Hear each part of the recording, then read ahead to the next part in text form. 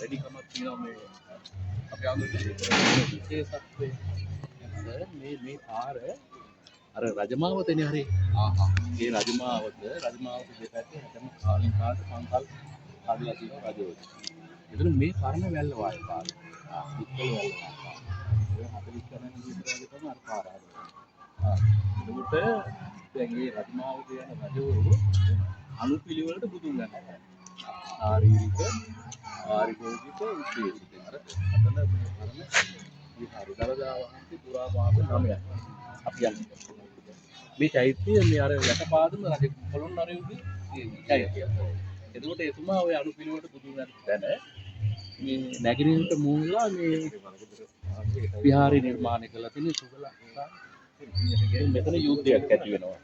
ඒ ඇති වෙලා පස්සේ රජතුමා සේනාවක් එවලා මේ දලදා වහන්සේ ආපහු පොළොන්නරුව සුගලා දේවී ඒ සරණ මෙතන තියෙනවා. මේ භූමියේ ඒයි දලදා වහන්සේ පාත්‍ර දලදා වහන්සේ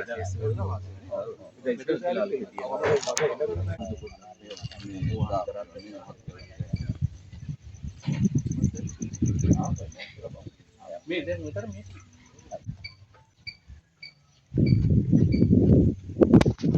මේ පිළිමේ කොටස බුදු පිළිමේ කඳ කොටස අර තියෙන්නේ. එතකොට අර නෙළුම් මල පුදු කරලා මේ ඉති පිළිමයක් පිටලා තියෙන මේ ඒවට උඩට මෙතන උළුවක් නැගිනේට මෝහලා පිටලා තියෙන්නේ. අර අක්ෂර කීපයක් තියෙනවා මේ මෙහි දලදා කියන සංකල්ප.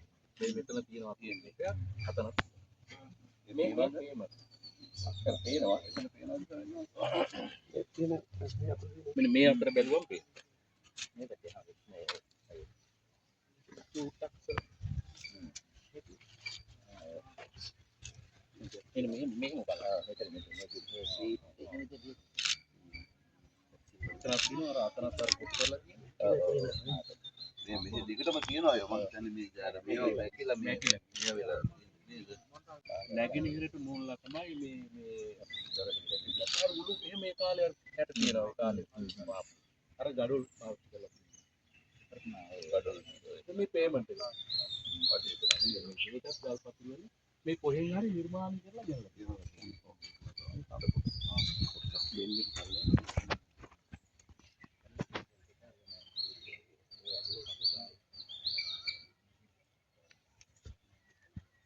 සුගල එයාගේ සේනාවත් එක තමයි කතන වෙන්නේ.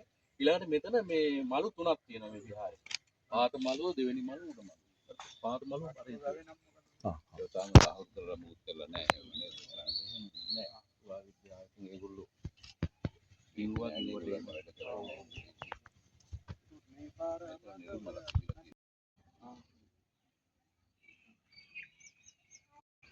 අර තියෙන අර පැරණි දාගැබේ ඡත්‍රය. දාගැබේ ඡත්‍රය. ඒක ඉවරයි නේද? මේක මෙහෙම දා සමයක ඡත්‍රය වගේ.